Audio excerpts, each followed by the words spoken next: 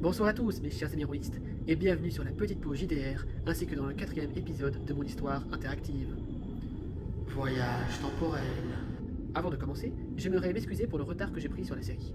Mais comme je l'ai déjà dit, je suis sur plusieurs fronts en ce moment, surtout en période de vacances et de rentrée scolaire. Entre ma chaîne principale à gérer et mon boulot d'animateur, le temps peut parfois me manquer. Surtout que je suis le genre de personne qui a besoin d'inspiration pour écrire. J'en profite aussi pour vous annoncer que cet épisode est l'avant-dernier du premier arc de la série. Bref, cet aparté est terminé, laissons donc place à l'histoire.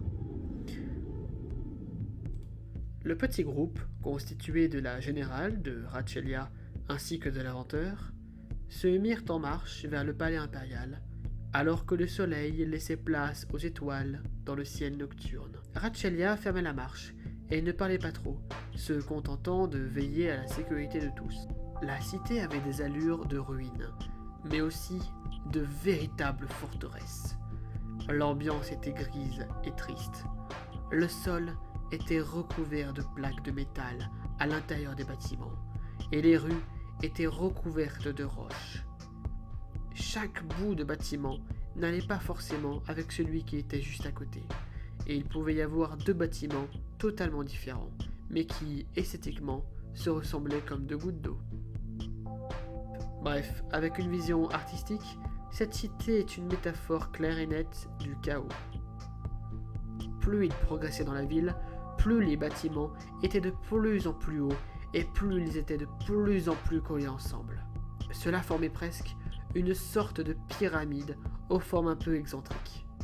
Le palais royal ressemblait d'ailleurs à une sorte de super bâtiment imposant, aussi bien en largeur qu'en hauteur. Tout avait été construit pour la solidité et l'efficacité des manœuvres militaires dans cette ville, aux dépens de l'esthétisme. Ils durent d'ailleurs passer plusieurs portes gardées. Ils déambulèrent pendant plusieurs longues minutes dans le dédale du palais, qui était tout aussi gris, noir et triste que la ville. Chaque mur était fait d'un métal solide. Aucune décoration n'ornait les parois du palais. Il y avait cependant, partout, des multitudes d'armes, des épées, des lances, des boucliers et des trozoubacs. Lionel devinait que l'endroit était truffé de pièges. Ils arrivaient enfin dans un immense bureau où il y avait très peu de meubles. Seule une immense table de métal rectangulaire siégeait au milieu de la salle. Des tabourets étaient disposés autour, ainsi qu'un trône de fer orné d'un peu d'or. Lionel sourit un peu. Cette petite touche d'esthétisme le rassura un peu, car il se sentait un peu trop oppressé par cette ambiance grisâtre. Après encore 10 minutes d'attente, une porte s'ouvrit à l'opposé de celle par laquelle ils étaient entrés. Une grande dame du désert s'approcha. Habillée d'une simple étoffe de soie blanche, elle portait quelques bijoux en or. Ses cheveux avaient été soigneusement coupés au carré et terminés en pointe. L'inventeur était presque rassuré de voir une personne qui faisait un peu attention à son physique. Elle s'assit sur le trône, s'accouda de manière très élégante et autoritaire, et posa son visage sur le dos de ses mains, en fixant, observant et analysant attentivement ce curieux félin qui disait être de la même espèce que ce maudit arboriste. Approchez-vous. Qui êtes-vous ? Lionel s'avança et clama. « Je suis l'inventeur, prince du peuple de Némée, fils du roi Lionel XV.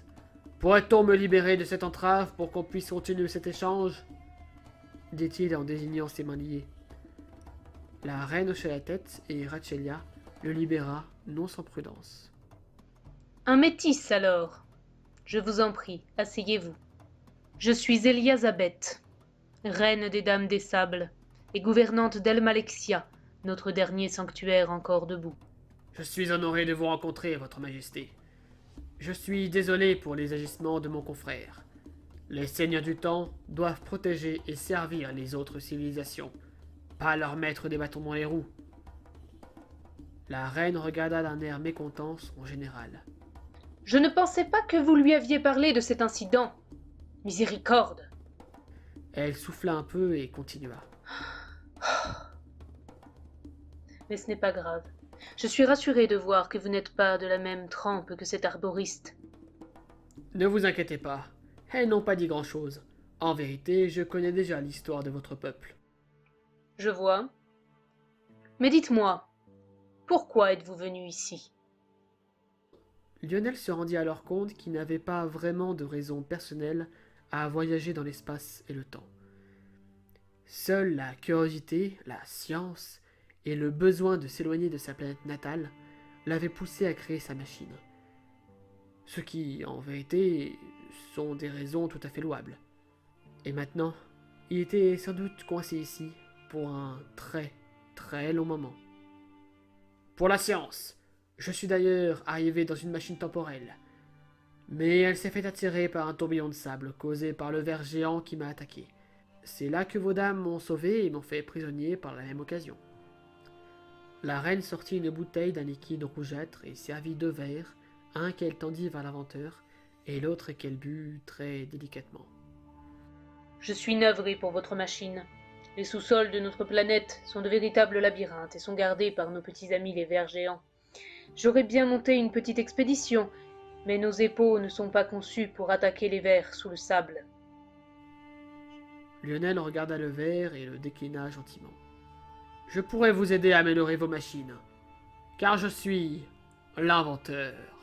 À ces mots, il prit délicatement l'arme de Ratchelia, la posa sur la table de la reine, qui avait reculé de quelques pas par méfiance, et commença à améliorer cette arme, grâce notamment à son gant sonique. Les dames du désert étaient impressionnées par la rapidité et le savoir-faire de ce seigneur du temps. Quelques minutes passèrent avant que l'inventeur redonne son arme à Ratchelia, en la remerciant et en lui expliquant les améliorations qu'il avait apportées. La reine, surprise par la rapidité d'action de cet être, sortit une carte et la posa sur la table. Elle montrait grossièrement les principaux lieux de cette planète. C'est ainsi que Lionel sut qu'il avait atterri en plein milieu de la vallée des vers. Je vous offre cette carte comme paiement d'avance pour l'aide que vous allez nous apporter. De plus, avec un peu de chance, vous pourrez récupérer votre engin sans passer par la vallée des vers. Il existe un passage dans les Deadlands. Il est sans doute plus dangereux, mais au moins vous ne tomberez pas sur ces vers géants qui vous aiment tant.